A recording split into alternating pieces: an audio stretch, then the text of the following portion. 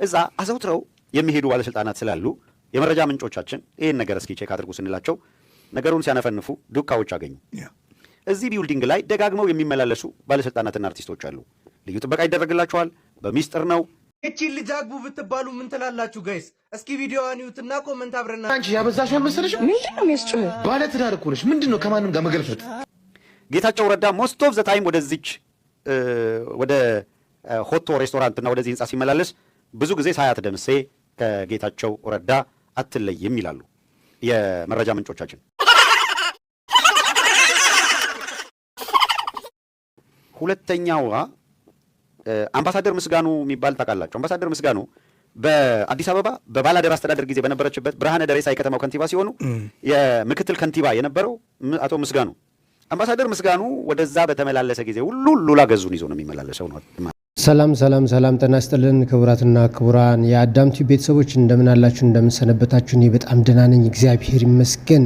እጅግ በጣም የሚያሳዝን ነገር ማለት ሰው ራሱ ክብሩን መጠበቅ ሲገባው ክብሩን ማውረዱ ዲያብሎስ ክብሩን ጥሎ እንደተዋረደ አይነት ነገር ነው። ሳያት ደምሴ በወቅቱ እየተሰማባት ያለው ነገር ምንድን ነው? ጌታቸው ረዳ የትግራይ ክልል ፕሬዚዳንት የነበረው አሁን በብልጽግና ስር ያለው ምን እየተሰማበት ነው? እየተደበቁ የሚገቡበት ሆቴል እንዳለ እጅግ በጣም የሚሰቀጥጥ አይነት መረጃ ነው የወጣው። እስኪ አንዳንድ ቪዲዮዎችን አይተን እንመለሳለን። ላይክ ያላረጋችሁ ላይክ አድርጉት፣ ሰብስክራይብ አድርጉት። ስናጣራ አንድ የባለስልጣናትና የአርቲስቶች ምሽግ የሆነ ቦታ ተገኘ። ይሄ ቢውልዲንግ ነው። ይህ ህንፃ ከቦሌ አካባቢ ነው። ደሳለኝ አካባቢ ደሳለኝ ከመድረሳችሁ በፊት የምታገኙት ነው። ያው ብዙ ሰው ያውቀዋል። የታከለ ኡማ ህንፃ እየተባለ ነው የሚታወቀው። ባለቤቱ ታከለ ኡማ ነው። ግን ታከለ ኡማ ቀጥታ ይህንን ቢውልዲንግ የታከለ እንዳይባል ሌላ ሰው የዚህ ባለቤት እንደሆነ ተደርጎ እንዲቀመጥ የተደረገ ሰው አለ። አቶ በቀለ አሬና የሚባሉ ሰው ናቸው። አሁን ይህ ቢውልዲንግ የማን ነው ሲባል የአቶ በቀለ አሬና ነው የሚባለው። አቶ በቀለ አሬና የትም የሚታወቁ ሰው አይደሉም። ዝም ብለው ከምንም ሊያመጡት አይችሉም። ኤንዌይ ግን የአቶ በቀለ አሬና ነው ይባላል። እዚህ ቢውልዲንግ ላይ ይሄ ቢውልዲንግ በጣም በልዩ ሁኔታ ይጠበቃል። እዚህ ቢውልዲንግ ውስጥ ደግሞ አንድ ሬስቶራንት አለ። ሬስቶራንቱ ቦሌ ማነው ሆቶ ሬስቶራንት ነው የሚባለው። ሆቶ ሬስቶራንት ይባላል። ብዙ ሰው ላያውቀው ይችላል። ምክንያቱም ወደዚህ ሆቶ ሬስቶራንት የሚገቡት ውስን ባለስልጣናት ናቸው። ውስን ባለስልጣናትና አርቲስቶች ናቸው የሚሄዱት። ሾው ስፒድ ምናምንም ሲሄድ አስገብተዋል። የምታዩት ደግሞ እዛ ውስጥ ያለ ሜን ሼፍ የሚባለው ሰው ነው። ኤንዌይ ሆቶ ሬስቶራንት የአቶ በቀለ አሬና የነቀምት አካባቢ ሰው ናቸው። ቢውልዲንጉ የእሳቸው ነው እየተባለ የሚጠራው እንዳልኩት የታከለ የሚገኝበት ነው። እዛ አዘውትረው የሚሄዱ ባለስልጣናት ስላሉ የመረጃ ምንጮቻችን ይህን ነገር እስኪ ቼክ አድርጉ ስንላቸው ነገሩን ሲያነፈንፉ ዱካዎች አገኙ። እዚህ ቢውልዲንግ ላይ ደጋግመው የሚመላለሱ ባለስልጣናትና አርቲስቶች አሉ። ልዩ ጥበቃ ይደረግላቸዋል። በሚስጥር ነው። ከሬስቶራንቱ ባሻገር ይሄ ምንድን ነው አሁን ኢትዮጵያ ውስጥ እዚህ ሀገር ምንድን ነው ሲጋር የሚባል ነገር አለ።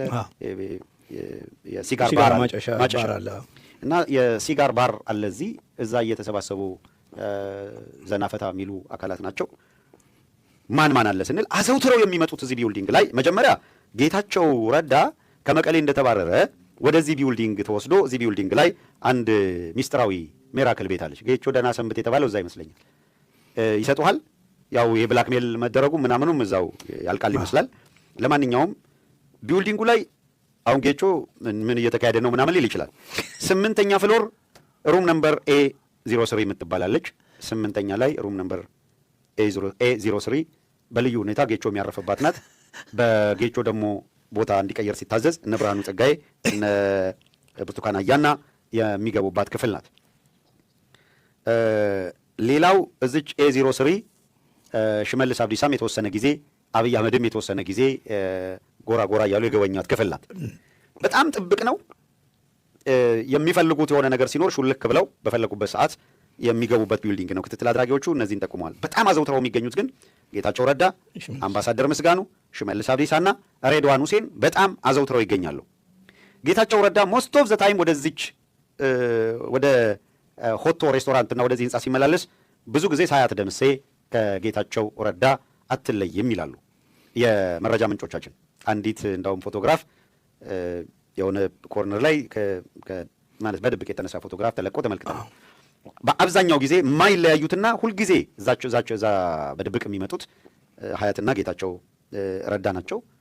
ይሄ መረጃ እንግዲህ ለሌሎቻችሁ በተለይ በአርት ዙሪያ ላይ እና በታዋቂነት ደረጃ ራሳችሁን ከፍ ያደረጋችሁ በሙያችሁ ሰዎች ጥንቃቄ እንድታደርጉ ነው። መልሳችሁ ራሳችሁን ለጥቅምና ለገንዘብ ስትሉ ዝቅ አድርጋችሁ አውርዳችሁ ከኢትዮጵያ ሕዝብ ፍቅር ወይም ከኢትዮጵያ ሕዝብ ልብ ውስጥ እንዳትወጡ እኔ ስለማስብ ነው ይህን ቪዲዮ የሰራሁት። ሌሎቻችሁ ደግሞ ይበልጥ እንድትጠነቀቁ ነው። በተለይ ከፍ ከፍ እያላችሁ ስትመጡ፣ ታዋቂ የሆናችሁ ስትመጡ ትንሿ ነገር ጎልታ ነው የምትታይባችሁ። ሚስጥርም አይደበቅም። ጨለማ ተገን ያደረገ ሰው በብርሃን ይገለጥበታል ይላል የእግዚአብሔር ቃል። ጨለማው ራሱ ምስክር ይሆናል ይላል። በጨለማ አንድ ሰው ሊሰርቅ ከሄደ ሌላኛው ሰው ደግሞ ሊሰርቅ ሂዶ ደፍጦ የነበረው ሰው ያኛው ሰው ሲሰርቅ ያየዋል፣ ለዛ ይመሰክርበታል ይላል። ስለዚህ በዝሙት ቅሌትም በጨለማም ሆነ በተለያየ መንገድ የሚሰማራ አካል ሌላኛው ደግሞ ያንኑ ፈልጎ ሲሄድ የዛን ሚስጥር ያይበታል። ስለዚህ ተደብቆ አይቀርም፣ አንድ ቀን ፍቅሩ ሲያልቅ ያጋልጥበታል ይላል። ስለዚህ ተሰውሮ ለማይቀር በእግዚአብሔር ለሚገልጠው ነገር ምን አለ ክብራችሁን ብትጠብቁ። አንዳንድ ቪዲዮዎችን አይተን እንመለሳለን። ሁለተኛዋ አምባሳደር ምስጋኑ የሚባል ታውቃላችሁ? አምባሳደር ምስጋኑ በአዲስ አበባ በባላደር አስተዳደር ጊዜ በነበረችበት ብርሃነ ደሬሳ የከተማው ከንቲባ ሲሆኑ የምክትል ከንቲባ የነበረው አቶ ምስጋኑ ከዛ በኋላ ወደ ብርሃነ ደሬሳ ተሿሚ ሆኖ የመቀጠል ፍላጎት የላቸውም። ባላደራውን ካስረከቡ በኋላ እሱ ግን ወደ ፓርቲው መዋቅር መጣ። አምባሳደር አድርገው ላኩት። ቅርብ ጊዜ ኳታር አምባሳደርም ነበረ። ከዛ በኋላ ተመልሶ ተጠራ። አቲንክ አሁን ይሄ ጫካ ፕሮጀክት ምናምን ላይ የሚፈሰው ከባድ ገንዘብ እነሱ ላይ የሚንጠባጠብ ነው። አምባሳደር ምስጋኑ ወደዛ በተመላለሰ ጊዜ ሁሉ ሉላ ገዙን ይዞ ነው የሚመላለሰው። ማነው የሚዲያ ባለሙያ ሉላ እና ይሄ ሲጋር ምናምን የሚባል ነገር አለ። እሱን ይመጋሉ። የሚከታተላቸው ሰው እዛ አካባቢ ያለ አካል እንዳደረሰው መረጃ የእነሱ ፐርሰናል ነገር ምናምን ብዙ እኮ የሚመለከተን ጉዳይ ሆኖ አይደለም። እንደ ፐርሰናል ግን እነዚህ የመንግስት ባለስልጣናት ናቸው፣ ህዝብ የሚያስለቅሱ ናቸው። አብረዋቸው ያሉ አካላት ምንድን ነው እያደረጉ ያሉት? ከዛ 98 ቢሊዮን በመንግስት ባለስልጣናትና በአርቲስቶች ወዘተረፈ በጋራ ባክኗል ከተባለ በኋላ በቃ ዝምጭጭ ነው ያለው። እኛ ዝምጭጭ ሳንል ዱካዎች እያፈላለግን ነው። አሁን ከገንዘቡ ጋር ቀጥታ ግንኙነት አላቸው የላቸውም የሚል ነገር አይደለም እያነሳን ያለ ነው። ገንዘብ ጠፍቷል፣ የአገር ሀብት ተመዝብሯል፣ የትኛው ባለስልጣን ከማን ጋር ይገናኛል የሚለውን ነገር ደግሞ ስናጣራ ያገኘነው መረጃ የሚያሳየን እነዚህን አካላት ነው። ይሄ ጌታቸው ረዳና ሉላ ማናት ዕፀ ሕይወት ጌታቸው ረዳና ማነው ስሟ ሳያት ናቸው። ዕፀ ሕይወት ወደዛ ቤት እንደምትመላለስ አንስተዋል። ግን ስፔሲፊክ ዕፀ ሕይወት ከከሌ ጋር ብለው አሶሴት ያደረጉት ባለስልጣን የለም። ይመረጃ ሽመልስ አብዲሳና ሬድዋን ሁሴን እንደው ሰብሰብ ሲሉ ተጃምለው ይመጣሉ። ስፔሲፊክ ከከሌ ጋር ተብሎ አይደንቲፋይ ሊደረግ ሊለይ በሚችል ደረጃ እንዳልመጡ ይነግራሉ። ልደቷን የሚያቀባው እሷን ላነሳት ነበር። ማነው ይሄ ምስጋኑ አምባሳደር ምስጋኑ ይሄ ምንድነው ሲጋር ባር እዛ ውስጥ አለ። እዛ ሲጋር ባር ላይ በጣም እንግዲህ እንዴት ተቆጭተው እንደሚያነሱ ደሞዙ በዛ ደረጃ ልደት የሚያከብር እዛ ቦታ ላይ አይደለም ነው የሚሉት። ምናልባት ሰው ምንድን ነው ቀለል አድርጎ እንዳያየው ብርቱካን አያና ብርቱካን አያና ፍሬዎት የቴሌዋ ፍሬዎት 4-5 ሰው ይዛ መጣ የራት ምሽት አድርጋ ቢል 400,000 ከፍላ ሄደች። እዚህ ሬስቶራንት 4-5 ሰው ከፍለ 400,000 ብር ቢል የምትከፍል ከሆነ ሲጋር ባር ላይ ማአት ጀሌዎች ሰብስበህ በልዩ ሁኔታ ልደት ስታከብር ስንት እየወጣ ነው? አምባሳደር ምስጋኑ ከየት አምጥቶ ነው እሱ አሁን በ400,000 500,000 ምናምን በሚሊዮን የሚቆጠር ገንዘብ እንደፈለገ የሚበት ነው? እነዚህ አካላት ሌላ በአገሪቷ ስለሚፈጸም ግፍ ደንታቸው ያልሆነ ጉዳያቸው ያልሆነ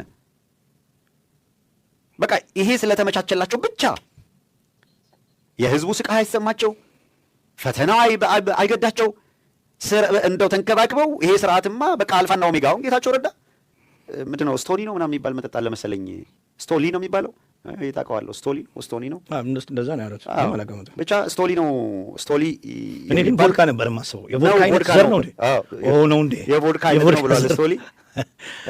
ትመሪውን እንዴ እሷ ነገር እሷን አላወቅኳትም አልገባትም። እና ስቶሊውን ይዞ እዛ ቢልዲንግ ላይ ዳስ ዋይ የወጣውን በቃ የሚፈልገው ሁሉ ጌታቸው ረዳ ተሟልቶለት አለው የሚል የስርዓቱ ዲፌንደር ሆኖ የመጣው በዛ ሽምጥጥ አድርጎ በቃ ሁሉን ነገር አብይ አህመድን እሳቸው እያለ የሚገልጽ ትላንትና ይሄ ከ8ኛ ጠበቅ አድርገህ በጠይቀው ከ8ኛ ክፍል በኋላ ምንም ታሪክ የሌለው ድንገት ፒኤችዲ ይዞ መጥቶ እንደው ጌታቸው ንግግሩ ላቆ የሚረሰኝም እንዳለ ይዤዋለሁ በቃሌ በጣም አብይ አህመድ እያለ በእውነት የሆነ የተለየ ነው ሁላ አብይ አህመድ እያለ ሲጠራ የሚጠራው እና አብይ አህመድ አስተዳደሩ ሞደስ ኦፕራንዲ ነው ይላል። እያንዳንዷን ወርድ ጌታቸው እንደዛ ብሎ ያለውን ሰው አሁን ይሄን ስላመቻቸለት ብቻ ማለት እንደዚህ ስለተመቻቹለት እንግዲህ እንደምናውቃት ሳያት ደምሴ እጅግ በጣም ጨዋና ቅን የሆነች ለስላሳ የሆነች ልጅ፣ በስራዎቿም ሁሉ የተመሰገነች ልጅ፣ ድምጿ የማይሰማ ትሁት፣ አንገቷን ያጎነበሰች በጣም በጣም በጣም በህዝብ ዘንድ በልብ የተቀመጠች ሁላችንም የምናከብራት አይነት ልጅ ናት። እንግዲህ ገንዘብ መጥፎ ነውና እንዲህ አይነት ውርደት ውስጥ ወድቃ ተገኝታለች ይላሉ መረጃቸው። ይህ መረጃ ደግሞ ትክክለኛ መረጃ ነው። ከመነሻ እስከ መድረሻ የሚቀርቡት ቪዲዮዎች ሁሉ ከማስረጃ ጋር ነው። ሌላው ይሄ ለፐብሊኩ ክፍት ሆኖ የውጭ ዜጋው የምኑ ምናምን ተመላልሶበት አይደለም። የተወሰኑ አርቲስቶችን ይዘው ባለስልጣናት ሂደው የሚያፈሱት ገንዘብ በዛች ሬስቶራንት ብቻ የአመታዊ ገቢውን ቻለለት ማለት እና ወሳኝ ሰዎች ሲመጡ ሬስቶራንቱን አይታችሁ ከሆነ እንደው በተለየ ፋንሲ ሆነ ምናምን የምትሉት አይደለም። ጸጥታ የጥበቃው ምናምን ግን እጅግ በጣም የተጠናከረ ነው። ቢልዲንጉ በጣም ውስጡ በጣም ያማረ እንደሆነ በእርግጥ ይነገራል። ከሁሉ በላይ ጥበቃው ነው። እያንዳንዱ ሰራተኛ እዛ ውስጥ የሚሰራ ሰው አሁን ይሄ ዲጂታል ምናምን ከመጀመራቸው አሻራ ምናምን ከመጀመራቸው በፊት ስፔሲፊክሊ ከፌዴራል ፖሊስ ጋር ተሰርቶ እያንዳንዱ እዛ የሚሰራ ሰው አሻራ ሰጥቶ በጣም በዝርዝር ነገሮች በጣም በጥንቃቄ ተቀጥረው እንቅስቃሴ የሚያደርጉ አካላት ናቸው እዛ ያለው አካላት። ለምን ያለው እዛ በማዕት ጉድ ነው። እሱን ሸፋፍነው መጠበቅ አላቸው። አንዱ ምሽግ የአገሪቷ ሀብት የሚመዘበርበት የሚዘረፍበት ምሽግ ይሄ ቢውልዲንግ መሆኑንና እስካሁን ድረስ ባለው ማጣራት እስካሁን እስከደረስንበት እዛ አካባቢ ይሄ እንቅስቃሴ አለ። ፈርዘር ደግሞ እንሄድበታለን። እንደገና በደንብ ወደ ማጣራት በደንብ ርቀን እንሄዳለን። ሉላ ገዙ በኢቢኤስ ቻናል ላይ እጅግ በጣም ተደናቂና ተወዳጅ ዝነኛ የሆነች በተለይ በሙያዋ በጣም የምትደነቅና ጎበዝ የሆነች ልጅ ናት። ምን ነው ዝቅ ብላስ ወደዚህ ነገር አልከሰከሳት? በእውነት አንዳንድ የታዋቂነት በጣም መጥፎ ነው፣ ጠልፎ ይጥላል። በፈረንጆች ምን የሚባል ነገር አለ መሰላችሁ? አግሊነስ ኢዝ ዘ ጋርዲያን ኦፍ ዘ ውሜን ይላል። ለአንድ ሴት ልጅ ጠባቂዋ መልከ ጥፉነቷ ነው ማለት ነው።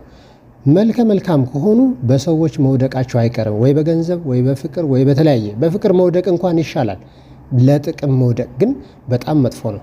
ክብርን አሳልፎ መስጠት በስጋ ስናየው ክብርን አሳልፎ መስጠት፣ በእግዚአብሔር ዘንድ ስናየው ደግሞ ነፍስን መሸጥ ነው እና በጣም ያሳዝናል። ኢትዮጵያውያን እባካችሁ ይህንን አይነት ነገር በጣም ጥንቃቄ ባለው ህይወት መራመድ ያስፈልጋል እላለሁ።